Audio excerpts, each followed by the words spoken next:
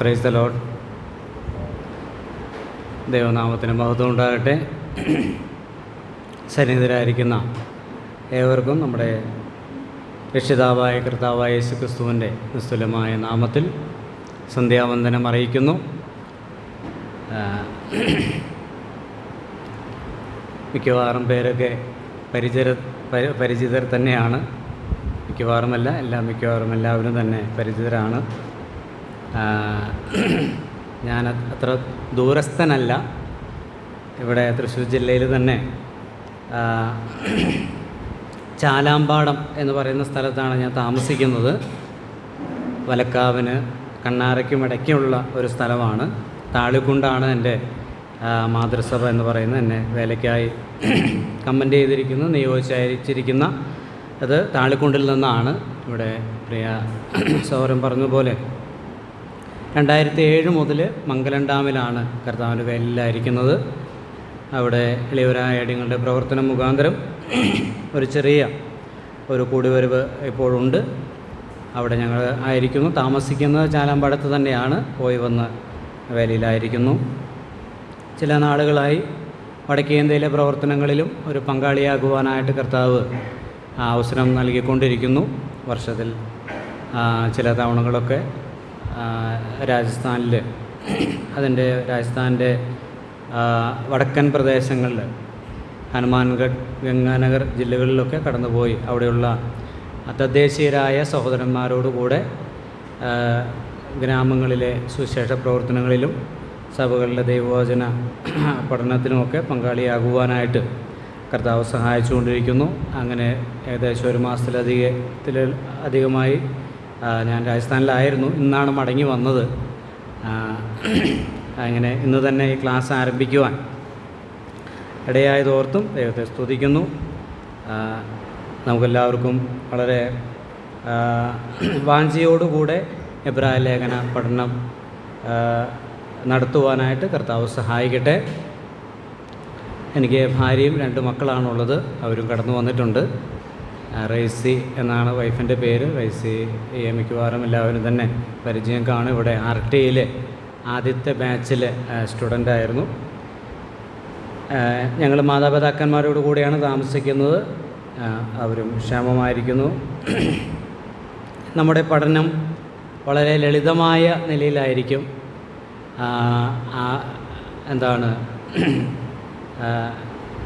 എല്ലാവർക്കും ഗ്രഹിക്കത്തക്ക നിലയിൽ വളരെ ലളിതമായിട്ട് പറയുവാനായിട്ടാണ് ഞാൻ ആഗ്രഹിക്കുന്നത്. എനിക്ക് മനസ്സിലായ കാര്യങ്ങളാണ് ഞാൻ നിങ്ങളോട് പങ്കുവയ്ക്കുന്നത്. ദുർഗ്രാഹ്യമായ അപ്രാപ്യമായ കാര്യങ്ങൾ കുഴിച്ചെടുത്ത് പറയാനായിട്ടുള്ള കഴിവൊന്നും എനിക്കില്ല. എന്നാൽ കർത്താവ് തന്ന കൃപയിൽ നിന്നുകൊണ്ട് നമുക്കൊരുമിച്ച് ചേർന്ന് പഠിക്കാം. ഒരു ടെക്സ്ച്വൽ, ഹിസ്റ്റോറിക്കൽ, കോണ്ടെക്സ്ച്വൽ ഇൻ്റർപ്രിറ്റേഷൻ, അതായത് ഒരു സന്ദർഭമനുസരിച്ച് ഏതുദ്ദേശത്തോടു കൂടിയാണ് ലേഖനകർത്താവ് ദൈവത്തിൻ്റെ ആത്മാവിൽ എഴുതിയിരിക്കുന്നത് എന്നുള്ളത് നമ്മൾ മനസ്സിലാക്കിയാണ് ചെയ്യുന്നത്. നമ്മൾ പിന്നീട് വായിക്കുമ്പോൾ ഈ ഉദ്ദേശത്തിനാണല്ലോ ഈ വാക്യം അല്ലെങ്കിൽ ഈ ഒരു പോർഷൻ എഴുതിയിരിക്കുന്നത് എന്ന് നിങ്ങൾക്ക് മനസ്സിലാക്കണം. അതാണ് ലേഖന പഠനത്തിലൂടെ ഞാനും ആഗ്രഹിക്കുന്നത്. അപ്പോൾ അതുകൊണ്ട് എല്ലാവരും ഈ ലേഖനം നമ്മൾ പഠിക്കുന്ന ഭാഗങ്ങളും അടുത്ത ആഴ്ചയിൽ പഠിക്കാനിരിക്കുന്ന ഭാഗവും 1-2 ആവർത്തി വായിച്ചു വരികയാണെങ്കിൽ തീർച്ചയായിട്ടും നല്ല നിലയിൽ നമുക്കത് മനസ്സിലാക്കാനായിട്ട് സാധിക്കും.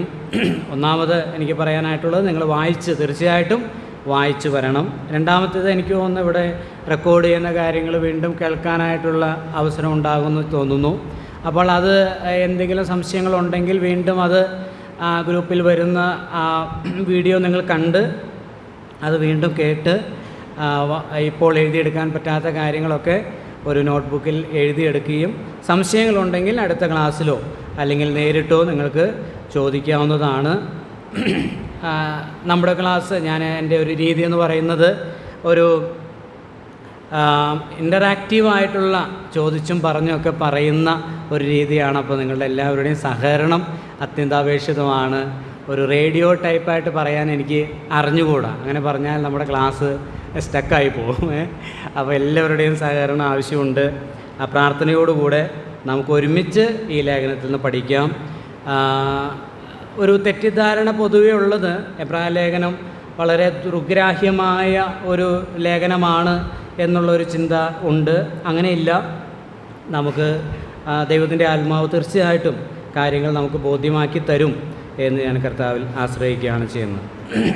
എബ്രായ ലേഖനത്തെക്കുറിച്ച് ദൈവദാസന്മാർ പഠിതാക്കൾ പറഞ്ഞിരിക്കുന്നത്, എബ്രായ ലേഖനം പുതിയ നിയമത്തിലെ ലേവ്യ പുസ്തകം എന്നാണ്. പുതിയ നിയമത്തിലെ ലേവ്യ പുസ്തകം എന്നാണ് എബ്രായ ലേഖനത്തെക്കുറിച്ച് പറഞ്ഞിരിക്കുന്നത്. മാത്രമല്ല പഴയ നിയമത്തിൻ്റെ ഒരു വ്യാഖ്യാനമായിട്ട് നമുക്ക് വേണമെങ്കിൽ എബ്രായ ലേഖനത്തിനെ മനസ്സിലാക്കാം. പഴയ നിയമത്തിലെ കാര്യങ്ങൾ ഏതർത്ഥത്തിലാണ് രേഖപ്പെടുത്തിയിട്ടുള്ളതെന്നും അതിൻ്റെ നിവർത്തീകരണം എങ്ങനെയാണ് സംഭവിച്ചതെന്നുള്ളതൊക്കെ വളരെ വിശദമായിട്ട് പറയുന്ന ലേഖനമാണ് എബ്രായ ലേഖനം.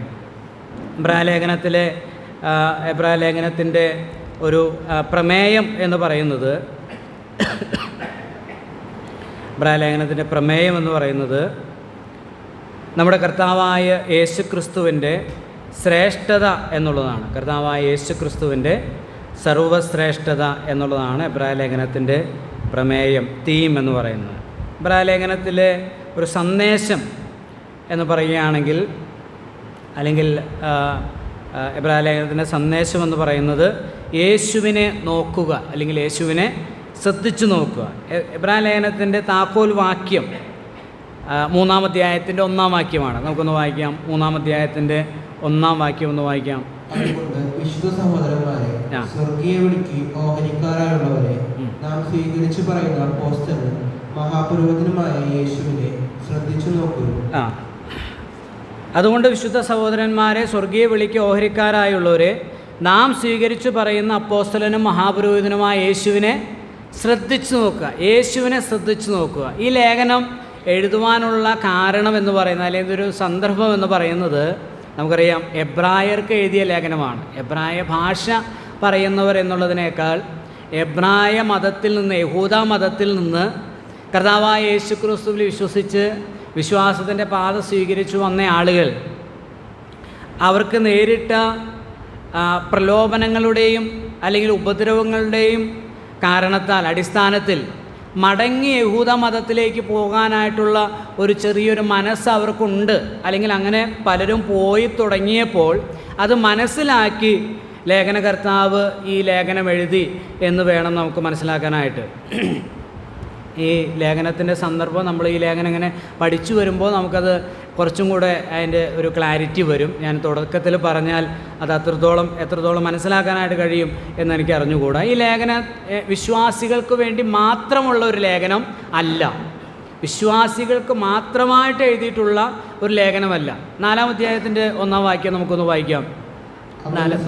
പ്രവേശിക്കാനുള്ള വാഗ്ദത്തം ശേഷിച്ചിരിക്കയാൽ നിങ്ങളിൽ ആർക്കെങ്കിലും അത് ലഭിക്കാതെ പോയി എന്ന് വരാതിരിക്കാൻ 2-ാം വാക്യം കൂടെ ചേർത്ത് വായിച്ചോളൂ.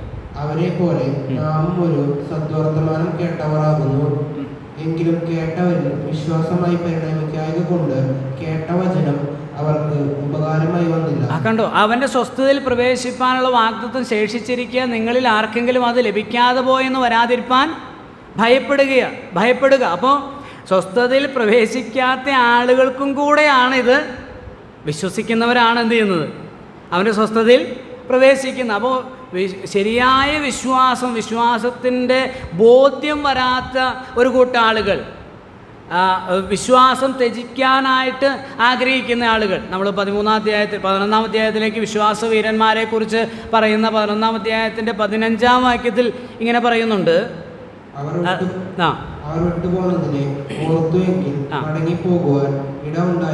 അവർ വിട്ടുപോകുന്നതിനെ ഓർത്തുവെങ്കിൽ മടങ്ങിപ്പോകുവാൻ ഇടയുണ്ടായിരുന്നുവല്ലോ. അപ്പോൾ യഹൂദന്മാരെ സംബന്ധിച്ച്, യഹൂദ വിശ്വാസികളെ സംബന്ധിച്ച് അവരൊന്ന് തിരിഞ്ഞു നോക്കിയാൽ അവർക്ക് തിരിഞ്ഞു പോകാൻ, വിട്ടുപോകുന്നതിനെ ഓർത്താൽ മടങ്ങിപ്പോകാൻ സാധ്യത ഉണ്ട്. കാരണം വിട്ടുപോകുന്നത് ഒത്തിരി കാര്യങ്ങളുണ്ട്.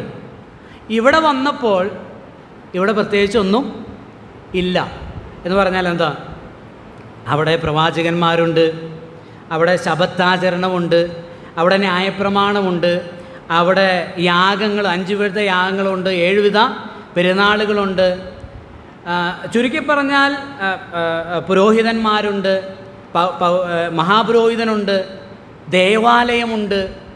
അങ്ങനെ വലിയ ഒരു കൂട്ടം സംവിധാനങ്ങളുള്ള വലിയൊരു മതത്തിൽ നിന്നാണ്, മതത്തിൻ്റെ ആചാരാനുഷ്ഠാനങ്ങളിൽ ആചാരനിബിഡമായ ഒരു മതത്തിൽ നിന്നാണ് ഇവർ വിശ്വാസത്തിലേക്ക് വന്നത്. ഇവിടെ വരുമ്പോൾ ഈ പറഞ്ഞ ഒരു കാര്യവും ഇല്ല.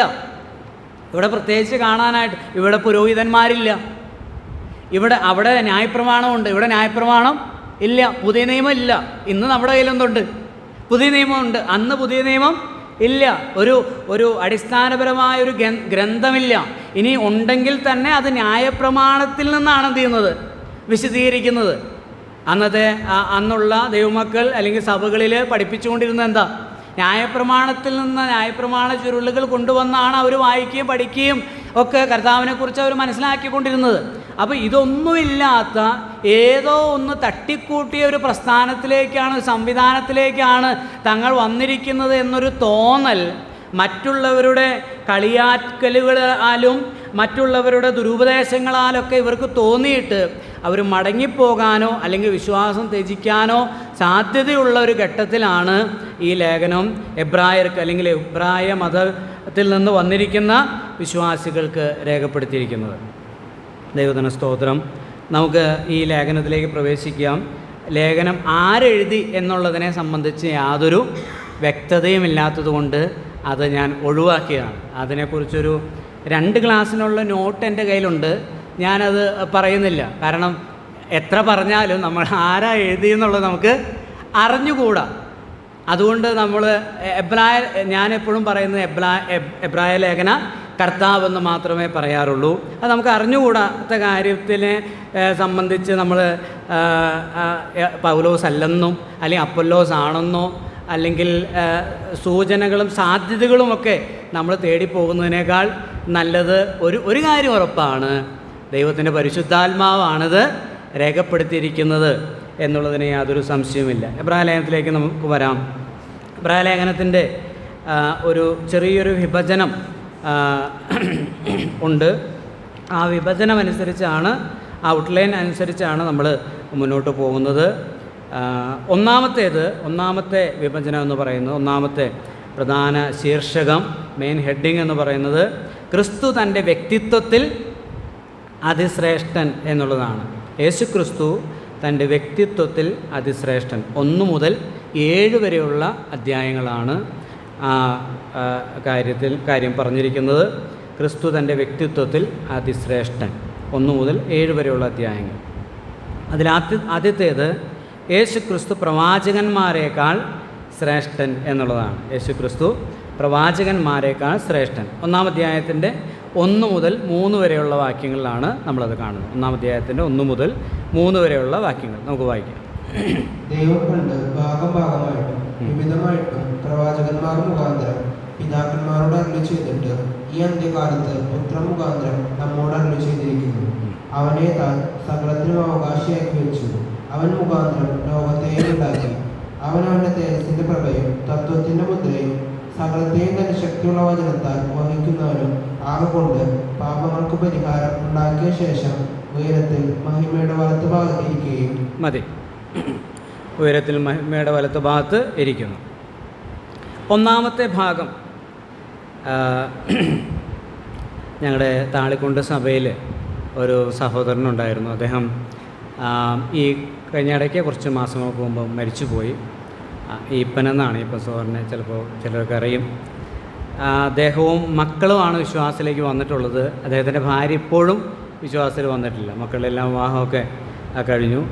അപ്പോൾ താൻ വിശ്വാസത്തിലേക്ക് വന്ന സമയത്ത് താൻ തികഞ്ഞൊരു മദ്യപാനിയായിരുന്നു. അപ്പം വിശ്വാസത്തിലേക്ക് വന്ന സമയത്ത് ഈ ഭാര്യ വരാതിരുന്നതുകൊണ്ട് താൻ ഒരു ദിവസം അല്പം കോപിച്ച് ഈ ഭാര്യ നീ ഇന്ന് ആരാധനയ്ക്ക് മീറ്റിങ്ങിന് വന്നേ പറ്റൂ എന്നുള്ള നിലയിൽ പുള്ളിക്കാരത്തിയെ നിർബന്ധമായിട്ട് സഭയിലേക്ക് കൊണ്ടുവന്നു.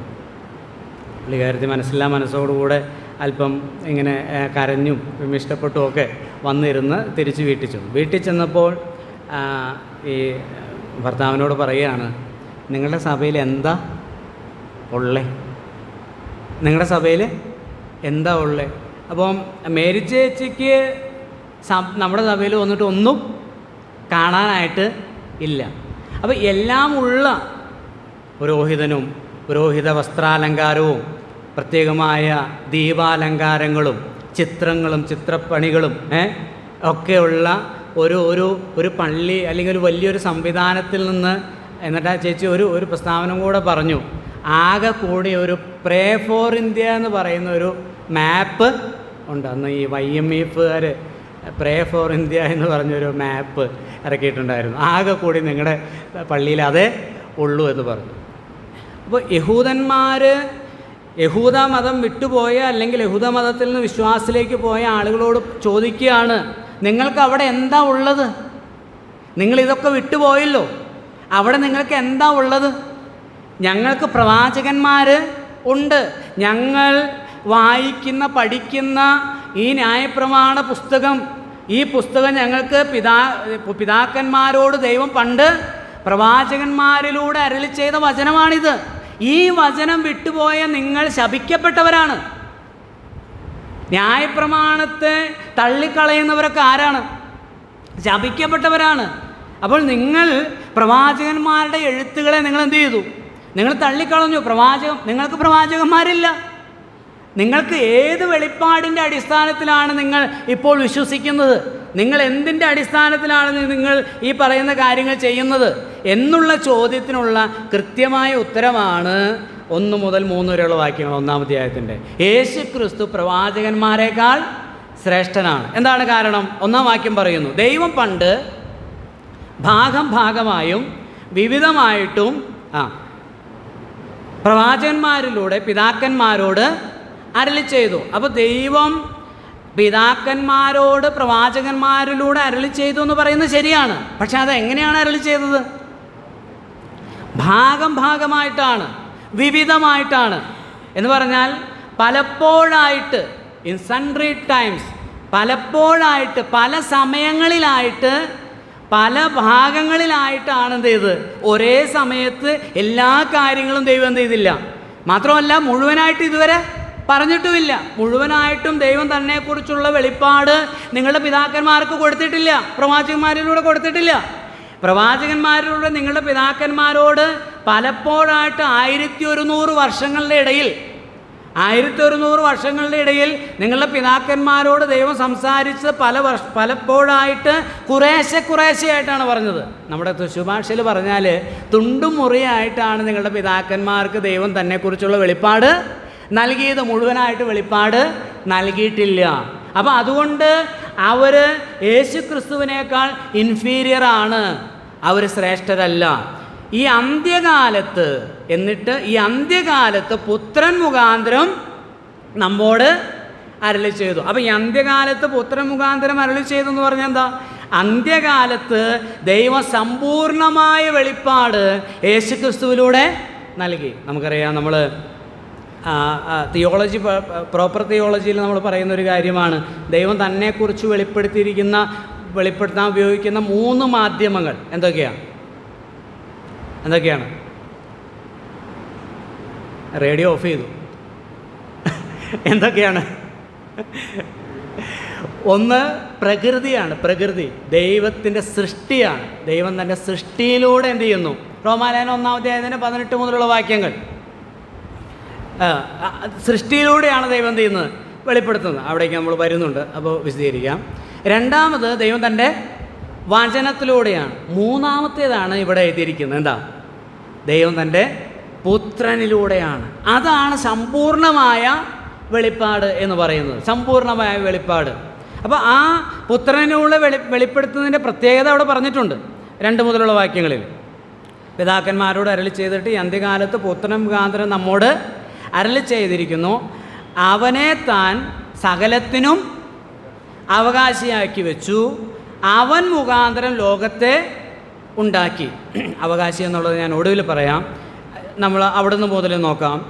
അവൻ മുഖാന്തരം ലോകത്തെ ഉണ്ടാക്കി. ആര് മുഖാന്തരം? യേശുക്രിസ്തു. ഒന്നുകൂടെ പറഞ്ഞാൽ യേശുക്രിസ്തു എന്നുള്ളതിനേക്കാൾ അവിടെ ഉപയോഗിച്ചിരിക്കുന്ന ആ പദം നമുക്ക് എടുക്കാം. ഏതാണ്? പുത്രൻ. പുത്രൻ മുഖാന്തരം ലോകത്തെ എന്ത് ചെയ്തു? ഉളവാക്കി. അപ്പോൾ പുത്രൻ ആരാ? സൃഷ്ടാവാണ്, പുത്രൻ സൃഷ്ടാവാണ്. അപ്പോൾ പ്രവാചകന്മാരാരല്ല? സൃഷ്ടാക്കൾ അല്ലെങ്കിൽ സൃഷ്ടിയുടെ ഉടമസ്ഥനല്ല.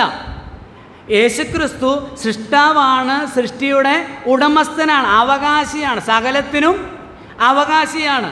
അപ്പോൾ പ്രവാചകന്മാർക്ക് അവർക്ക് നൽകിയ വെളിപ്പാടുകൾക്ക് പരിമിതികളുണ്ട്, അവർക്ക് വെളിപ്പെടുത്താനുള്ള പരിമിതികൾ ഉണ്ട്.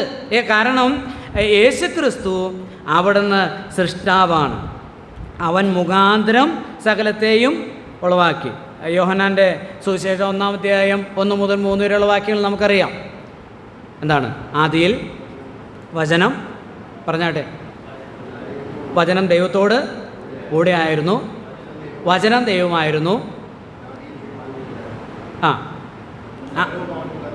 സകലവും അവൻ മുഖാന്തരം ഉളവായതൊന്നും അവനെ കൂടാതെ ഉളവായതല്ല. എന്നിട്ട് നമ്മൾ വായിക്കുന്നത് അതിൻ്റെ 18-ാമത്തെ വാക്യത്തിൽ വായിക്കുന്നത് 17-ാം അധ്യായത്തിൻ്റെ 5-ാം വാക്യം, യോഹന്നാൻ 17:5. ഇപ്പോൾ പിതാവേ, ലോകമുണ്ടാകും മുമ്പേ എനിക്ക് നിന്റെ അടുക്കൽ ഉണ്ടായിരുന്ന മഹത്വത്തിൽ എന്നെ നിന്റെ അടുക്കൽ മഹത്വപ്പെടുത്തണമേ. നമുക്കതിൻ്റെ കൊലോസ്യ ലേഖനം 1-ാം അധ്യായത്തിൻ്റെ 17-ാം വാക്യം നമുക്ക് വായിക്കാം. അതിൻ്റെ 15 മുതലുള്ള വാക്യങ്ങൾ. അവൻ അദൃശ്യനായ ദൈവത്തിന്റെ പ്രതിമയും സർവസൃഷ്ടിക്കും ആദിജാതനുമാകുന്നു. സ്വർഗത്തിലുള്ളതും ഭൂമിയിലുള്ളതും ദൃശ്യമായതും അദൃശ്യമായതും, സിംഹാസനങ്ങളാകട്ടെ, കർത്തൃത്വങ്ങളാകട്ടെ, വാഴ്ചകളാകട്ടെ, അധികാരങ്ങളാകട്ടെ, സകലവും അവൻ മുഖാന്തരം സൃഷ്ടിക്കപ്പെട്ടു. അവൻ മുഖാന്തരവും അവനായിട്ടും സകലവും സൃഷ്ടിക്കപ്പെട്ടിരിക്കുന്നു. അവൻ അദൃശ്യനായ ദൈവത്തിന്റെ പ്രതിമയും സർവസൃഷ്ടിക്കും ആദ്യജാതനുമാകുന്നു. സർവസൃഷ്ടിക്കും എന്താണ്? പുത്രൻ ആരാണ്? സർവസൃഷ്ടിക്കും ആദ്യജാതനാണ് എന്ന് പറഞ്ഞാൽ എന്താ? അപ്പോൾ യഹോവസാക്ഷികൾ പറയും, അതാ ഞങ്ങളും പറയുന്നത്. നിങ്ങൾക്ക് മനസ്സിലാവാത്ത കാര്യം അതാണ്. സകല സൃഷ്ടിയുടെയും ആദ്യത്തെ സൃഷ്ടിയാണ് യേശു അല്ലെങ്കിൽ പുത്രൻ, അല്ലെങ്കിൽ എല്ലാം സൃഷ്ടികൾക്കും മുമ്പേ പിതാവ് സൃഷ്ടിച്ച ആദ്യത്തെ സൃഷ്ടിയാണ്, ആദ്യത്തെ ജാതൻ. അങ്ങനെയാണോ? അല്ല, അത് താഴെ വാക്യങ്ങളും കൂടെ വായിക്കുമ്പോൾ നമുക്ക് മനസ്സിലാകും. അവൻ അദൃശ്യനായ ദൈവത്തിൻ്റെ പ്രതിമയും സർവ്വസൃഷ്ടിക്കും ആദ്യജാതനുമാകുന്നു, സകലവും അവൻ മുഖാന്തരം ഉളവായി. ദൃശ്യമായതോ അദൃശ്യമായതോ, സിംഹാസനങ്ങളാകട്ടെ, കർത്തൃത്വങ്ങളാകട്ടെ, വാഴ്ചകളാകട്ടെ, സകലവും അവൻ മുഖാന്തരം സൃഷ്ടിക്കപ്പെട്ടു. അവനായിട്ടും അവങ്കിലേക്കും അവൻ സകലത്തിനും ആധാരമായിരിക്കുന്നു, സകലത്തിനും ആധാരമായിരിക്കുന്നു. അവൻ സർവസൃഷ്ടിക്കും ആദ്യജാതൻ, പ്രോട്ടോട്ടോക്കോസ്. ബ്രദർ ഇവിടെ ഇരിക്കുന്നു, ബ്രദറിനറിയാം.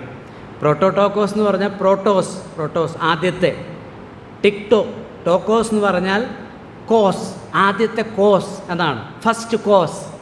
He is the first cause. ഇവിടെ എന്തെങ്കിലും ഒരു കാരണമുണ്ടെങ്കിൽ he is the cause for that. അവനാണ് അതിൻ്റെ കാരണം എന്ന് പറയുന്നത്. എല്ലാ സൃഷ്ടിയുടെയും ആദ്യത്തെ കാരണക്കാരനാണ് ആര്? സകലവും അവൻ മുഖാന്തരം സൃഷ്ടിക്കപ്പെട്ടു. അവനാണ് എല്ലാ സൃഷ്ടിയുടെയും എല്ലാ കാരണത്തിൻ്റെയും കാരണക്കാരൻ. സോക്രട്ടീസിനോട് ഒരിക്കൽ തൻ്റെ ശിഷ്യന്മാർ ചോദിച്ചു, എന്താണ് ദൈവം, ആരാണ് ദൈവം? അപ്പോൾ അദ്ദേഹം എങ്ങനെ പറഞ്ഞു? God is an uncaused cause. ദൈവം എന്ന് പറഞ്ഞാൽ കാരണമില്ലാത്ത കാരണക്കാരനാണ്. അതവിടെ എഴുതിയിരിക്കുന്നത്. He is the cause for all cause. എല്ലാ കാരണത്തിൻ്റെയും കാരണക്കാരനാണ് ആര്? പുത്രൻ എന്ന് പറയുന്നത്. അപ്പോൾ പുത്രൻ സൃഷ്ടിതാവാണ്. സകലവും അവൻ മുഖാന്തരം സൃഷ്ടിക്കപ്പെട്ടു. എബ്രാഹിം നമ്മളതാണ് കണ്ടത്. അവൻ മുഖാന്തരം ലോകത്തെ ഉളവാക്കി. അവൻ സൃഷ്ടാവാണ്. ഇവിടെ നമുക്കറിയാം, ആദിമപിതാക്കന്മാർ നേരിട്ട വലിയൊരു പ്രശ്നം അതായിരുന്നു. ഈ പുത്രൻ എന്നുള്ള ആ വാക്ക് നമ്മൾ താഴെ ഇനി വായിക്കുന്നുണ്ട്. നീ എൻ്റെ പുത്രൻ, ഇന്ന് ഞാൻ നിന്നെ ജനിപ്പിച്ചിരിക്കുന്നു. അത് ഈ ഏരിയനിസം എന്ന് പറയുന്ന ഒരു വലിയൊരു ഇടത്തോട് ഒരു എന്താ പറയുന്നത് ദുരുപദേശം വരുവാനും നിക്യ സുന്നോദോസിൽ അതിനൊരു തീർപ്പ് കൽപ്പിക്കാനായിട്ടും ഇടയായിത്തീർന്നു. ആ ഏരിയനിസത്തെ പിന്തുടർന്നാണ് കത്തോലിക്കർ പഠിപ്പിക്കുന്നത് യേശു ക്രിസ്തു മറിയ ദൈവ മാതാവാണ് എന്നുള്ളത്.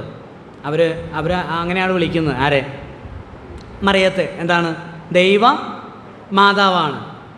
അപ്പോൾ എന്താ ദൈവമാതാവെന്ന് പറയാൻ? അപ്പോൾ അവർക്ക് ഇത് അറിഞ്ഞുകൂടാ. ഏത്? ഈ ആദിയിലുണ്ടായിരുന്ന വചനമാണ് എല്ലാത്തിനും, എല്ലാ കാരണങ്ങൾക്കും കാരണമായി തീർന്നത്. യോഹന്നാൻ 1:1 മുതൽ 4 വരെ നമ്മളതാണ് പറഞ്ഞത്. അതിൽ വചനം ഉണ്ടായിരുന്നു, വചനം ദൈവത്തോടു കൂടിയായിരുന്നു, വചനം ദൈവമായിരുന്നു. ആ വചനം മുഖാന്തരമാണ് സകലത്തെ എന്ത് ചെയ്തത്? സകലവും അവൻ മുഖാന്തരം ഉളവായി. അപ്പോൾ അതവർക്ക് മനസ്സിലായില്ല. അവർ വിചാരിച്ചത് ബത്ലഹേമിൽ ജനിച്ചപ്പോഴാണ് യേശു ഉളവായത്. യേശു ക്രിസ്തുവിൻ്റെ ആ എക്സിസ്റ്റൻസ് തുടങ്ങുന്നത് അവിടുന്ന് മുതലാണെന്നാണ് അവരെന്ത് ചെയ്യുന്നത്? ചിന്തിച്ചത്. അങ്ങനെയാണെങ്കിൽ ആരാണ്? ദൈവമാതാവാ? അല്ല, ആദിയിൽ വചനം ഉണ്ടായിരുന്നു, വചനം ദൈവത്തോടു കൂടിയായിരുന്നു, വചനം ദൈവമായിരുന്നു. ആ വചനമാണ് എന്തായി വന്നത്? 14 വാക്യം നമ്മൾ വായിക്കുന്നത് എന്താ? ജഡമായി തീർന്ന് കൃപയും സത്യവും നിറഞ്ഞവനായി നമ്മുടെ ഇടയിൽ പാർത്തത്. അപ്പോൾ ആ കാര്യം അവർക്ക് മനസ്സിലാകാതെ പോയി. ദൈവത്തിന് സ്തോത്രം. യേശു ക്രിസ്തു പുത്രൻ സൃഷ്ടാവാണ്, എല്ലാറ്റിൻ്റെയും സൃഷ്ടാവാണ്. He is the creator for all. രണ്ടാമത്തെ കാര്യം നമ്മളിവിടെ വായിക്കുന്ന 3-ാമത്തെ വാക്യത്തിൽ അവൻ്റെ തേജസ്സിൻ്റെ പ്രഭയാണ്. അവൻ്റെ തേജസ്സിൻ്റെ പ്രഭയാണ്. അവൻ്റെ തേജസ്സിൻ്റെ പ്രഭയാണ്. എന്താണ് തേജസ്സിൻ്റെ പ്രഭ എന്ന് പറയുന്നത്? ദൈവത്തിൻ്റെ ദിവ്യപ്രകൃതത്തിൻ്റെ പ്രദർശനമാണ് ക്രിസ്തു എന്ന് പറയുന്നത്.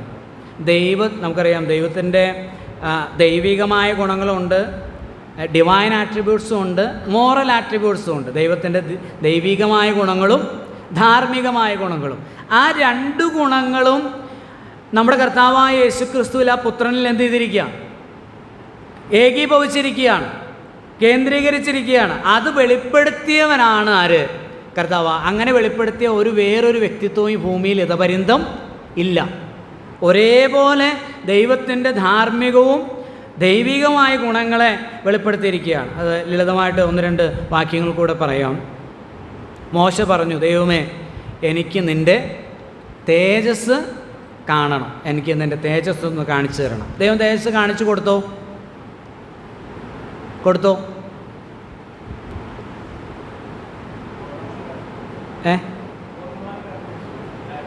അവിടെ നമ്മൾ കാണുന്നുണ്ട്. ദൈവം അവിടെ തേജസ് കാണിച്ചു കൊടുത്തു കഴിഞ്ഞപ്പോൾ മോശ എന്ത് ചെയ്തു? സാഷ്ടാംഗം വീണ് ദൈവത്തെ നമസ്കരിച്ചു. അപ്പോൾ എങ്ങനെയാണ് കാണിച്ചു കൊടുത്തേ? പുറപ്പാട് പുസ്തകം 34-ാം അധ്യായത്തിൻ്റെ 6 മുതൽ 8 വരെയുള്ള വാക്യങ്ങളിലാണ് നമ്മളത് വായിക്കുന്നത്. പുറപ്പാട് 34-ന്റെ 6 മുതൽ 8 വരെയുള്ള വാക്യങ്ങൾ. യഹോവയുടെ മുമ്പാകെ കടന്ന് ഘോഷിച്ചതെന്തെന്നാൽ,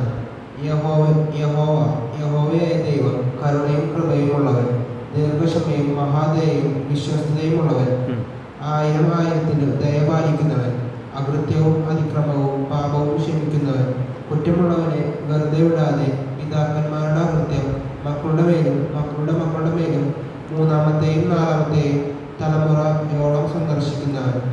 എന്നാലും മോശ ബന്ധപ്പെട്ടു സാഷ്ടാംഗം വീണ് നമസ്കരിച്ചു. കർത്താവേ, നിനക്ക് എന്നോട് കൃപയുണ്ടെങ്കിൽ മതി. അപ്പോൾ ഇതാണ് ദൈവത്തിൻ്റെ തേജസ് എന്ന് പറയുന്നത്. നമ്മൾ റോമലേഖനത്തിൽ ഞാൻ നേരത്തെ പറഞ്ഞ പോലെ ദൈവം സൃഷ്ടിയിലൂടെ തന്നെ വെളിപ്പെടുത്തുന്നതിനെക്കുറിച്ച് അവിടെ നമ്മൾ 20-ാം വാക്യം നമ്മൾ വായിക്കുമ്പോൾ നമ്മൾ ഒന്ന് വായിക്കാവോ? 18 മുതലുള്ള വാക്യങ്ങളിൽ നമ്മൾ അങ്ങനെയാണ് ഒന്ന് വായിക്കാം. 18 മുതൽ വായിക്കാം. അനീതി കൊണ്ട് സത്യത്തെ തടുക്കുന്ന മനുഷ്യരുടെ സകല ഭക്തിക്കും അനീതിക്കും നേരെ ദൈവത്തിന്റെ കോപം സ്വർഗ്ഗത്തിൽ നിന്ന് വെളിപ്പെടുന്നു. ദൈവത്തെ കുറിച്ച് അറിയാവുന്നത് അവർക്ക് വെളിവായിരിക്കുന്നു. ദൈവം അവർക്ക് വെളിവാക്കിയല്ലോ. അവന്റെ നിത്യശക്തിയും ദിവ്യത്വമായ അവന്റെ അദൃശ്യ ലക്ഷണങ്ങൾ ലോക സൃഷ്ടി മുതൽ അവരുടെ ബുദ്ധിക്ക് തെളിവായി വെളിപ്പെട്ടു വരുന്നു.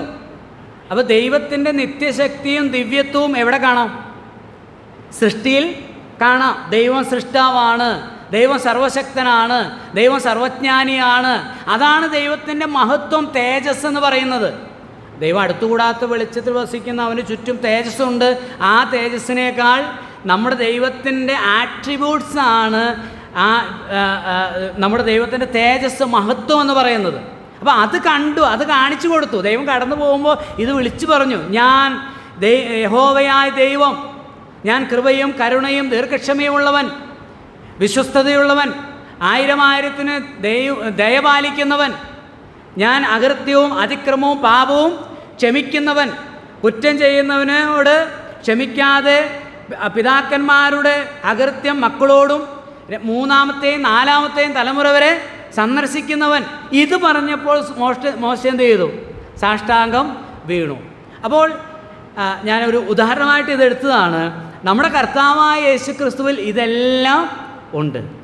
ദൈവത്തിൻ്റെ ദൈവികമായ ഗുണങ്ങളും ദൈവത്തിൻ്റെ ധാർമ്മികമായ ഗുണവിശേഷങ്ങളും എന്തുണ്ട്? അവൻ ആ ദൈവ തേജസ്സിൻ്റെ എന്നാണ് നമ്മൾ വായിച്ചത്, അവൻ്റെ തേജസ്സിൻ്റെ പ്രഭയാണ്, തേജസ്സിൻ്റെ പ്രഭയാണ്. സ്വാമി വിവേകാനന്ദൻ കർത്താവിനെക്കുറിച്ച് പറഞ്ഞത് അതാണ്. Life of Jesus reveals that he is the divine son of God who coexist with God the father from eternity to eternity എന്നാണ് അദ്ദേഹം പറഞ്ഞത്. അദ്ദേഹത്തിൻ്റെ ആപ്തവാക്യം നമ്മൾ എടുക്കുക എന്നുള്ളതല്ല. അതായത് യേശുക്രിസ്തുവിനെ പഠിക്കുമ്പോൾ യേശുക്രിസ്തുവിൻ്റെ ജീവിതം വെളിപ്പെടുത്തുന്നത് അവിടുന്ന് ദൈവത്തോടുകൂടെ ദൈവമായി നിത്യതയിൽ മുതൽ നിത്യത വരെ ഉള്ളവനാണെന്നാണ് തൻ്റെ ജീവിതം വെളിപ്പെടുത്തുന്നത്. ദൈവത്തിൻ്റെ സ്വഭാവവിശേഷണങ്ങൾ വെളിപ്പെടുത്തിയവനാണ്. അപ്പോൾ ആർക്കാണ് ദൈവത്തെ പൂർണ്ണമായി വെളിപ്പെടുത്താൻ കഴിയുക? പ്രവാചകന്മാർക്ക് കഴിയുമോ? ഇല്ല, കഴിയില്ല. അത് കഴിയുന്നത് സൃഷ്ടാവായ ദൈവത്തിൻ്റെ അല്ലെങ്കിൽ പിതാവിൻ്റെ തേജസ്സിൻ്റെ പ്രഭയാകുന്ന കർത്താവിനാണ് അത് വെളിപ്പെടുത്താനായിട്ട് കഴിയുന്നത്. മറ്റൊരു കാര്യം, അവിടുന്ന് തൻ്റെ തത്വത്തിൻ്റെ മുദ്രയാണ്. അതായത് ആ പിതാവ് എന്താണോ അല്ലെങ്കിൽ ദൈവം എന്താണോ അത് അങ്ങനെ തന്നെ വെളിപ്പെടുത്തുന്ന അതിൻ്റെ മുദ്രയാണ് നമ്മുടെ കർത്താവായ. നമ്മളത് വായിച്ചു കൊലോസ്യലേഖനം 1:15. എന്താണ്? അവൻ അദൃശ്യനായ ദൈവത്തിൻ്റെ പ്രതിമയാണ്. എന്ന് പറഞ്ഞാൽ എന്താണോ പിതാവ് അത് തന്നെയാണ് എന്ത് പ്രതിമ ഉണ്ടാക്കുന്നതിന്. ചിലരുണ്ടാക്കിയത് ശരിയാവില്ല അല്ലേ? അപ്പോൾ ദൈവത്തെ ഇപ്പോൾ പലരും ഞാൻ ദൈവമാണ് എന്ന് പറഞ്ഞു വന്നിട്ടും ശരി. ഇപ്പോൾ ഞാൻ രാജസ്ഥാനിൽ പോയപ്പോൾ ഇത് പഞ്ചാബിൻ്റെയും ഹരിയാനയുടെയൊക്കെ ഒരു ബോർഡറായിട്ട് വരുന്നത്. അപ്പം ഹരിയാനയിലൊരു സ്ഥലത്ത് പ്രവർത്തനത്തിനായിട്ട് പോയി. അപ്പോൾ ഹരിയാനയിൽ ജയിലിലൊരു പുള്ളി കിടക്കുന്നുണ്ട്. അദ്ദേഹത്തിന് ലക്ഷക്കണക്കിന് ഫോളോവേഴ്സുള്ള ഒരു ദൈവമാണ് പുള്ളി, റാം റഹീം സിംഗ് എന്ന് പറയുന്നത്. നിങ്ങൾ കേട്ട് കാണും. അപ്പോൾ പുള്ളി ജയിലിലാണ്. പക്ഷെ പുള്ളിയെ ജയിലിൽ കിടക്കുന്ന ദൈവത്തെ ഇവിടെ എന്ത് ചെയ്യുക? അപ്പോൾ ദൈവത്തിൻ്റെ യാതൊരുവിധമായ ഗുണങ്ങളും നമ്മൾ ചെല്ലുമ്പോൾ ആദ്യം ചോദിക്കുക, നിങ്ങൾക്ക് ദൈവത്തെക്കുറിച്ച് അറിയാമോ? ദൈവം ആരാ? ദൈവം ആകണമെങ്കിൽ എന്ത് ഗുണം വേണം? നമ്മൾ വായിക്കുന്നുണ്ടല്ലോ ഗലാത്യലേഖനം 4-ാം അധ്യായത്തിൽ, പണ്ട് നിങ്ങൾ സ്വഭാവത്താൽ ദൈവങ്ങളല്ലാത്തവയ്ക്ക് അടിമപ്പെട്ടി. സ്വഭാവത്താൽ ദൈവമാണ് ആര്? നമ്മുടെ കർത്താവ്, പുത്രൻ. കാരണം സ്വഭാവത്താൽ, അതായത് അവിടുന്ന് ദൈവമായതുകൊണ്ട് അവിടത്തേക്ക് ദൈവത്തെ എന്ത് ചെയ്യാൻ കഴിയും? പൂർണ്ണമായിട്ട് വെളിപ്പെടുത്താനായിട്ട് കഴിയും. മറ്റവ ദൈവമല്ല. സ്വാഭാവികമായിട്ട് മനുഷ്യനായതുകൊണ്ട് മനുഷ്യൻ്റെ എല്ലാ ബലഹീനതകളും വിഹലതകളും പാപവും എല്ലാ സ്വഭാവങ്ങളും സ്വാഭാവികമായിട്ട് എന്ത് ചെയ്യും? പുറത്തേക്ക് വരും. അതുകൊണ്ട് ജയിലിൽ പോകേണ്ടതായിട്ട് വരും. മിടുക്കുള്ളവർ കുറേ നാൾ ജയിലിൽ പോകാതെയൊക്കെ കഴിയും. പക്ഷേ നമ്മുടെ കർത്താവ് അവിടുന്ന് ദൈവമാണ്, അവൻ തത്വത്തിൻ്റെ മുദ്രയാണ്. അത് നമ്മൾ യോഹന്നാൻ 17:5 നമ്മൾ വായിച്ചത് അതാണ്. യോഹന്നാൻ 17:5 നേരത്തെ വായിച്ചു. ആ വാക്യം ഒന്നുകൂടെ വായിക്കാം. ഇപ്പോൾ പിതാവേ, ലോകമുണ്ടാകും മുമ്പേ എനിക്ക് നിന്റെ അടുക്കൽ ഉണ്ടായിരുന്ന മഹത്വത്തിൽ എന്നെ നിന്റെ അടുക്കൽ മഹത്വപ്പെടുത്തണമേ. അപ്പോൾ ഈ മഹത്വം എന്നുണ്ടായിരുന്നതാണ്? ലോകമുണ്ടാകുന്നതിന് മുമ്പേ ഉള്ളതാണ്. ലോകമുണ്ടാകുന്നതിന് മുമ്പേ ഉള്ളതാണ്. യോഹന്നാന്റെ സുവിശേഷം 1:14 വായിക്കാം. യോഹന്നാന്റെ സുവിശേഷം 1-ാം അധ്യായം 14-ാം വാക്യം. വചനം ജഡമായി തീർന്നു, കൃപയും സത്യവും നിറഞ്ഞവനായി നമ്മുടെ ഇടയിൽ പാർത്തു. ഞങ്ങൾ അവന്റെ തേജസ് പിതാവിൽ നിന്ന് ഏകജാതനായവന്റെ തേജസ്സായി കണ്ടു. അപ്പോൾ തേജസ് എങ്ങനെ കണ്ടേ? പിതാവിൽ നിന്ന് ഏകജാതനായവന്റെ തേജസ്സായി കണ്ടു. കണ്ടോ, പിതാവിൽ നിന്ന് ഏകജാതനായവൻ്റെ തേജസ്. അപ്പോൾ പിതാവിൻ്റെ തേജസ് എന്താണോ അതാ തന്നെയാണ് ആരുടെ തേജസ്? പുത്രൻ്റെ തേജസ്. സാരാംശത്തിലും സത്തയിലും ഒന്ന് തന്നെയാണ്. അതുകൊണ്ടാണല്ലോ കർത്താവ് പറഞ്ഞത്, കർത്താവിൻ്റെ അടുക്കിലേക്ക് ശിഷ്യന്മാർ വന്നിട്ട് ഫിലിപ്പോസ് പറഞ്ഞു, ഞങ്ങൾക്ക് ആരെ കാണിച്ചു തരണം? പിതാവിനെ. അപ്പോൾ കർത്താവ് എന്ത് പറഞ്ഞു? എന്നെ കണ്ടവൻ. യോഹന്നാൻ 10:30 നമ്മൾ വായിക്കുന്നുണ്ട്. 14:9 നമ്മൾ വായിക്കുന്നുണ്ട്. കർത്താവ് പറഞ്ഞു, ഞാനും പിതാവും ഒന്നാകുന്നു. അപ്പോൾ അവൻ്റെ തത്വത്തിൻ്റെ മുദ്രയാണ്. എന്താണോ പിതാവ് അത് തന്നെയാണ് ആര്? പുത്രൻ. അപ്പോൾ ആർക്ക് വെളിപ്പെടുത്താൻ കഴിയും നന്നായിട്ട്? പ്രവാചകന്മാർക്കാണോ അതോ പുത്രനാണോ? പുത്രന് കഴിയും. പുത്രനെ കഴിയൂ. വേറെ ആർക്കും ഒരു പ്രവാചകനും കഴിയില്ല.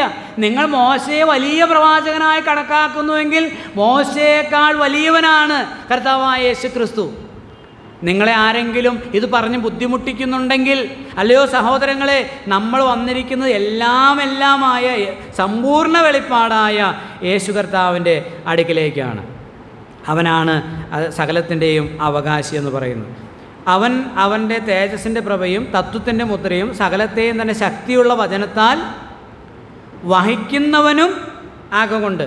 അപ്പോൾ അവിടുന്ന് സൃഷ്ടാവാണ്, ദൈവത്തിൻ്റെ പ്രഭയും അതുപോലെ തന്നെ മുദ്രയുമാണ്. സകല സൃഷ്ടിയെയും he's the creator and also he's the sustainer. അവനാണ് സകലത്തെയും എന്ത് ചെയ്യുന്നത്? വഹിക്കുന്നത്. നമ്മൾ തീർച്ചയായിട്ടും പറയുമ്പോൾ സാധാരണ ചോദിക്കാറുണ്ട്, നിങ്ങൾക്കറിയാമോ ഈ ഭൂമി ദൈവ സർവശക്തനാണെന്നുള്ളതിന് ഞാനിങ്ങനെ പറയാറുണ്ട്, ഈ ഭൂമി കറങ്ങുന്ന കാര്യം നിങ്ങൾക്കറിയാമോ? നിങ്ങൾ കസേരയിൽ ഇരിക്കുന്ന ഈ ഭൂമി എവിടെ ഇരിക്കുന്നത്? നമ്മുടെ ഭാരതത്തിൻ്റെ ഒരു സങ്കല്പം അനുസരിച്ച് ഭൂമി 4 അല്ലെങ്കിൽ 8 ആനകളുടെ പുറത്താണ് ഇരിക്കുന്നത്. അപ്പോൾ ഈ ആനയ്ക്ക് ഈ പുറം കഴയ്ക്കുമ്പോൾ അല്ലെങ്കിൽ കഴുത്ത് വേദന ഇരിക്കുമ്പോൾ എന്ത് ചെയ്യും? എന്ത് ചെയ്യും? ഒന്ന് അനങ്ങുമ്പോഴാണ് എന്തുണ്ടാകുന്നത്? ഈ ഭൂകമ്പം ഉണ്ടാകുന്നത്. ഗ്രീക്കുകാർ അവരുടെ വിശ്വാസം എന്ന് പറയുന്നത് അറ്റ്ലസ് സൈക്കിളിൻ്റെ ആ എംബ്ലം ശ്രദ്ധിച്ചിട്ടുണ്ടോ? പണ്ട് സൈക്കിളൊക്കെ ചവിട്ടിയിട്ടുള്ളവർക്ക് അറിയാം. അറ്റ്ലസ് സൈക്കിളിൻ്റെ എംബ്ലത്തിൽ അതുണ്ട്. അറ്റ്ലസ് ദേവൻ്റെ പുറത്തൊന്നുണ്ട് ആ ഒരു ഗ്ലോബ് വെച്ചിട്ടുണ്ട്. ആ ഭൂമി പുള്ളിയുടെ പുറത്തായിരിക്കുന്നത്. അപ്പോൾ പുള്ളി അനങ്ങുമ്പോൾ എന്തുണ്ടാവും? ഈ ഭൂകമ്പം ഉണ്ടാവുമെന്നാണ് അവർ ചിന്തിക്കുന്നത്. ഇയ്യോബിൻ്റെ പുസ്തകം 26-ാം അധ്യായത്തിന് 7-ാം വാക്യത്തിൽ വായിക്കാം, അവൻ ഉത്തരദിക്കിനെ ശൂന്യത്തിന്മേൽ വിരിക്കുന്നു, ഭൂമിയെ അവൻ നാസ്തിത്വത്തിന്മേൽ തൂക്കിയിരിക്കുന്നു എന്നാണ്. എനിക്കത് ഹിന്ദിയിൽ കുറച്ചുകൂടി ഇഷ്ടപ്പെട്ടു. वो उत्तर दिशा को निराधार फैलाया है और पृथ्वी को बिना टेक लटकाया है. ഒരു താങ്ങില്ലാതെ അതിനെ തൂക്കിയിരിക്കുന്നു എന്നാണ്. താങ്ങില്ല, അതെ, ബിനാ ടേക്ക്, ഒരു താങ്ങില്ലാതെ അതിനെന്തിരിക്കുക? തൂക്കിയിട്ടിരിക്കുന്നു എന്നാണ്. അത് നമ്മൾ പഠിച്ചതെന്താ? ഭൂമി അതിൻ്റെ അച്ചുതണ്ടിൽ. അപ്പോൾ ഒരു തണ്ടുണ്ടെന്നാണ് നമ്മൾ ചെറുപ്പത്തിൽ വിചാരിച്ചത്. ഇല്ല, അങ്ങനെയില്ല. ആരാണ് വഹിക്കുന്നത്? അവൻ തൻ്റെ ശക്തിയുള്ള വചനത്താൽ സകലത്തെയും വഹിക്കുന്നു. അവനാണ് ഇതിനെ പരിപാലിക്കുന്നത്, നിയന്ത്രിക്കുന്നത്, അത് താങ്ങി നിർത്തുന്നത്. അവൻ്റെ വചനമാണ്, അവൻ്റെ വാക്കാണ്. അവൻ്റെ വാക്ക് പിൻവലിക്കുമ്പോൾ ഇതൊക്കെ എന്തു ചെയ്യും? നശിച്ചു പോകും. ഇതെല്ലാം താഴെ വീഴും, അല്ലെങ്കിൽ അത് കൂട്ടിയിടിക്കും. എന്തുകൊണ്ടത് കൂട്ടിയിടിക്കുന്നില്ല?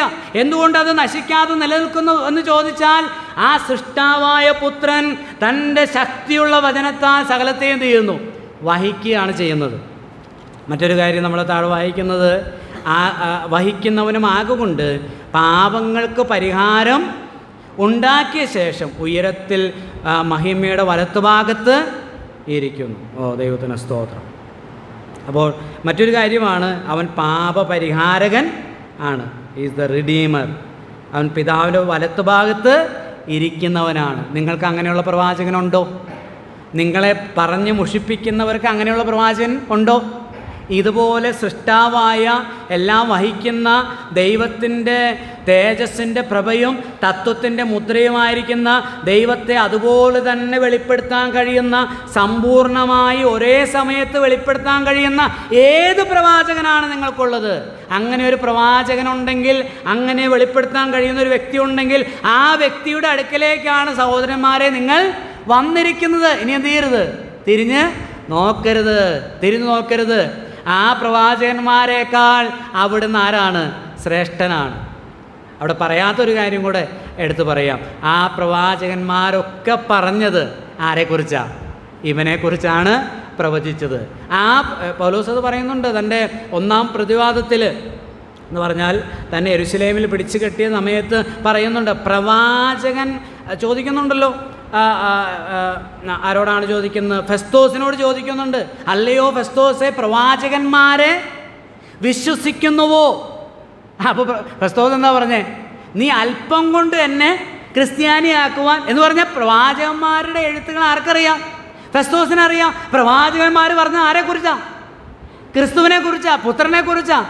അപ്പോൾ പ്രവാചകന്മാർ പറഞ്ഞ ആ ക്രിസ്തുവിൻ്റെ അടുക്കലാണ് നിങ്ങൾ വന്നിരിക്കുന്നത്. ഇനി പ്രവാചകന്മാരുടെ അടുക്കിലേക്ക് എന്ത് ചെയ്യരുത്? പോകരുത്.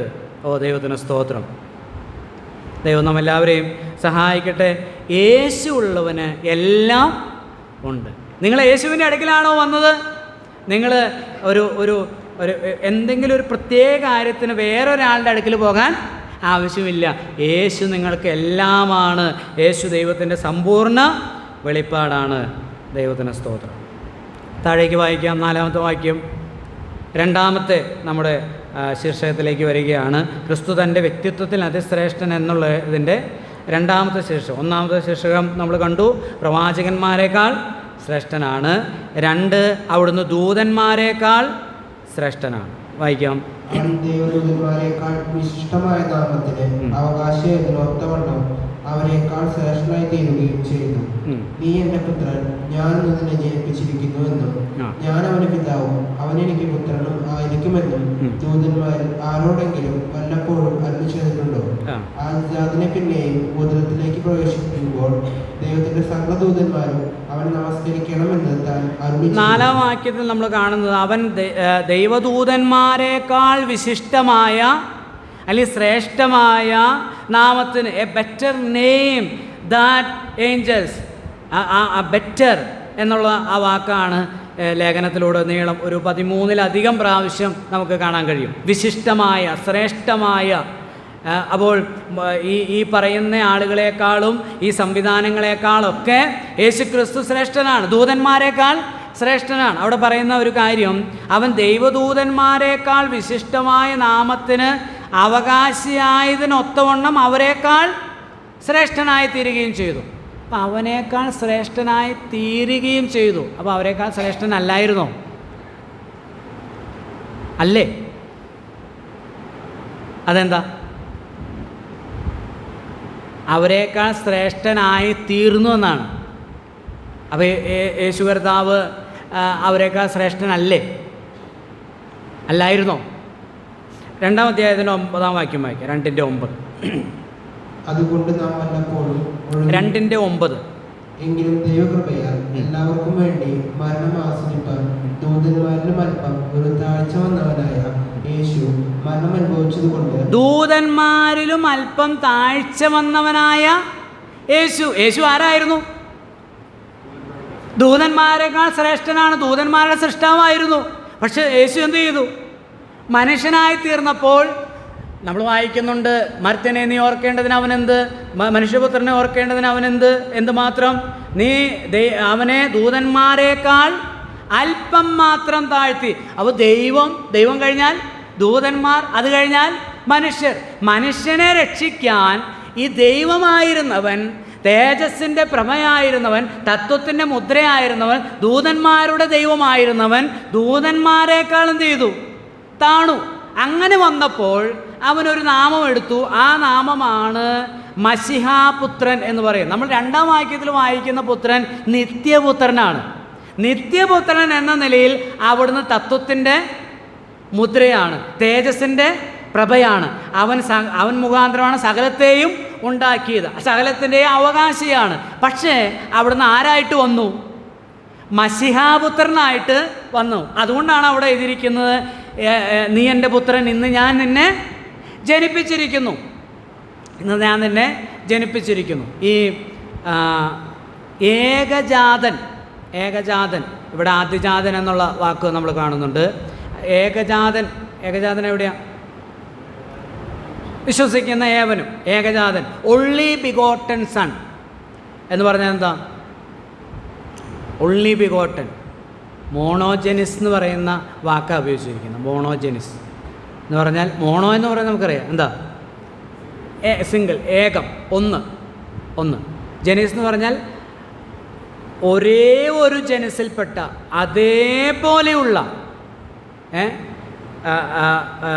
അതിനെങ്ങനെയാണ് പറയുന്നത്? The only one of its kind or class.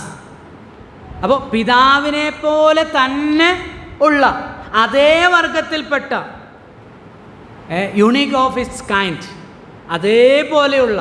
അപ്പോൾ അതാ കർത്താവ് പറഞ്ഞത്, എന്നെ കണ്ടവൻ പിതാവിനെ കണ്ടിരിക്കുന്നു. അതേ വർഗത്തിൽപ്പെട്ട ഏകജാതൻ എന്ന് പറയുന്നത് പിതാവിനെ പോലെ തന്നെയുള്ള പുത്രൻ എന്നുള്ള അർത്ഥത്തിലാണ്. എന്നാൽ ഇവിടെ പറയുന്ന ഇന്ന് ഞാൻ നിന്നെ ജനിപ്പിച്ചിരിക്കുന്നു എന്ന് പറയുന്നത് എന്താ? എന്നാ ജനിപ്പിച്ചേ? അപ്പോസ്തലപ്രവൃത്തി 13-ാം അധ്യായത്തിൻ്റെ ഈ വാക്യം ഉദ്ധരിച്ചിരിക്കുന്നത് 2-ാം സങ്കീർത്തനത്തിൽ നിന്നാണെന്ന് നമുക്കറിയാമല്ലോ. അപ്പോസ്തലപ്രവൃത്തി 13-ാം അധ്യായത്തിൻ്റെ 33-ാമത്തെ വാക്യം നമുക്ക് വായിക്കാം. അപ്പോസ്തലപ്രവൃത്തി 13:33. പുത്രൻ ഇന്ന് ഞാൻ നിന്നെ ജനിപ്പിച്ചു എന്ന് 2-ാം സങ്കീർത്തനത്തിൽ എഴുതിയിരിക്കുന്നുവല്ലോ. വായിച്ച് താഴേക്ക് വായിക്കാം. ഇനി ദ്രവത്തിലേക്ക് തിരിയാതെ വണ്ണം അവൻ അവനെ മരിച്ചവരിൽ നിന്ന് എഴുന്നേൽപ്പിച്ചതിനെ കുറിച്ച് അവൻ അതിൻ്റെ തൊട്ട് മുമ്പിലുള്ള വാക്യം ഒന്ന് വായിക്കണം. 13:32 വാക്യം. ദൈവപിതാക്കന്മാരോട് ചെയ്ത വാഗ്ദത്തം യേശുവിനെ ഉയർത്തെഴുന്നേൽപ്പിച്ചതിനാൽ മക്കൾക്ക് നിവർത്തിച്ചിരിക്കുന്നു എന്ന് ഞങ്ങൾ നിങ്ങളോട് സുവിശേഷിക്കുന്നു. അപ്പോൾ യേശുവിനെ മരിച്ചവരിൽ നിന്ന് ഉയർത്തെഴുന്നേൽപ്പിച്ചതിനാൽ മക്കൾക്ക്, പിതാക്കന്മാരോട് ചെയ്ത വാഗ്ദത്തം മക്കൾക്ക് എന്ത് ചെയ്തിരിക്കുന്നു? നിവർത്തിച്ചിരിക്കുന്നു. അതിനുവേണ്ടി ഉദ്ധരിച്ച ഒരു 2-ാം സങ്കീർത്തനത്തിൽ നിന്ന് ഉദ്ധരിച്ചിരിക്കുക. അപ്പോസ്തലനായ പൗലോസ് അന്ത്യോക്യയിൽ സുവിശേഷം പ്രസംഗിച്ചപ്പോൾ 33-ാമത്തെ വാക്യത്തിൽ, നീ എൻ്റെ പുത്രൻ, ഇന്ന് ഞാൻ നിന്നെ ജനിപ്പിച്ചിരിക്കുന്നു എന്ന് 2-ാം സങ്കീർത്തനത്തിൽ എഴുതിയിരിക്കുന്നുവല്ലോ. ഇനി ദ്രവത്വത്തിലേക്ക് തിരിയാതെ വണ്ണം അവനെ മരിച്ചവരിൽ നിന്ന് ഉയർത്തെഴുന്നേൽപ്പിച്ചതിനെ കുറിച്ച് അവൻ ദാവീദിൻ്റെ സ്ഥിരമായുള്ള വിശുദ്ധ കൃപകളെ ഞാൻ നിങ്ങൾക്ക് നൽകുമെന്നും പറഞ്ഞിരിക്കുന്നു. അപ്പോൾ എന്തിനെക്കുറിച്ച് ആ വാക്യം? 2-ാം സങ്കീർത്തനം മശീഹാ സങ്കീർത്തനമാണല്ലോ. അപ്പോൾ ആ സങ്കീർത്തനത്തിലെ വാക്യം, ഇന്ന് ഞാൻ നിന്നെ ജനിപ്പിച്ചിരിക്കുന്നു എന്ന വാക്യം പ്രവാചകനിലൂടെ നേരത്തെ എഴുതി വച്ചിരിക്കുന്നത് എന്തിനെക്കുറിച്ചാണ്? പിതാവ് തൻ്റെ പുത്രനെ ഉയർത്ത്. അപ്പോൾ പിതാവ് പുത്രനെക്കുറിച്ച് ഇത് നിരന്തരമായി ഭൂമിയിലേക്ക് അയച്ചത് മുതൽ പറയുന്നുണ്ട്. ഇവൻ എൻ്റെ പ്രിയപുത്രൻ, ഇവനിൽ ഞാൻ പ്രസാദിച്ച. പലപ്പോഴായിട്ട് ആ ശബ്ദമുണ്ടായി. ഒടുവിലായിട്ട് ശബ്ദം കൂടാതെ അവൻ തൻ്റെ പരിശുദ്ധനെ ദ്രവത്വം കാണുവാൻ അനുവദിക്കില്ല എന്ന് പറഞ്ഞുകൊണ്ട് മരിച്ചവരിൽ നിന്ന് ഉയർത്തെഴുന്നേൽപ്പിച്ചതിനാൽ തെളിയിച്ചു ഇതാരാണ്? പുത്രനാണ്. നിങ്ങൾ കാത്തിരുന്ന മശിഹ ഇവൻ തന്നെയാണ്. മശിഹാപുത്രനാണ് നസ്രായനായ യേശു എന്നുള്ളത് എന്ത് ചെയ്തു? തെളിയിച്ചു. നമുക്കറിയാം 1-ാം നൂറ്റാണ്ടിലെ അപ്പോസ്തലന്മാരുടെ പ്രസംഗം എന്തായിരുന്നു? നമ്മളെന്ന് പറയുന്ന പോലെയാണോ പറയുന്നത്? അല്ല, പിന്നെന്താ പറയുന്നത്? നിങ്ങൾ ക്രൂശിച്ച യേശുവിനെ എന്ത് ചെയ്തു? ദൈവം കർത്താവും ക്രിസ്തുവുമാക്കി വെച്ചു. എന്തിനാൽ? ഉയർത്തെഴുന്നേൽപ്പിച്ചതിനാൽ. അപ്പോൾ ഉയർത്തെഴുന്നേൽപ്പിച്ചതിനാൽ ദൈവം തെളിയിച്ചു ഈ നസ്രായനായ യേശുവാണ് ആര്? മശിഹ പുത്രൻ. അപ്പോൾ അങ്ങനെ ഉയർത്തെഴുന്നേൽപ്പിച്ചതിനാൽ അവന് ദൂതന്മാരെക്കാൾ വിശിഷ്ടമായ നാമത്തിന് അവകാശിയായിത്തീരുകയും വിശിഷ്ടമായ സ്ഥാനം എവിടെയാ? പാപങ്ങൾക്ക് പരിഹാരം ഉണ്ടാക്കിയ ശേഷം മഹിമയുടെ വലത്തുഭാഗത്ത് ഇരിക്കുകയും ചെയ്യുന്നു. ദൈവത്തിന് സ്തോത്രം. ദൂതന്മാരെവിടെ ഇരിക്കുന്നില്ല, മഹിമയുടെ വലത്തുഭാഗത്ത്. ദൂതന്മാരെന്താണ് എന്നുള്ളത് നമ്മൾ അടുത്ത ദിവസങ്ങളിൽ താഴേക്ക് വായിക്കാം. ദൈവത്തിന് സ്തോത്രം. നിങ്ങൾ ഈ ലോകത്തിൽ എത്ര വലിയ സംവിധാനത്തിൽ ജീവിക്കുന്നവരോ പ്രവർത്തിക്കുന്നവരാണെങ്കിലോ യേശു ഇല്ലെങ്കിൽ നിങ്ങൾ ആരാണ്? വട്ട പൂജ്യമാണ്.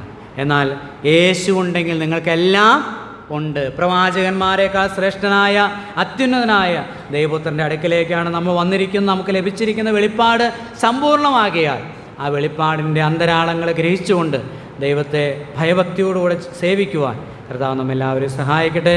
കർത്താവിൻ്റെ വിലയേറെ നാമം വാഴ്ത്തപ്പെടുമാറാകട്ടെ.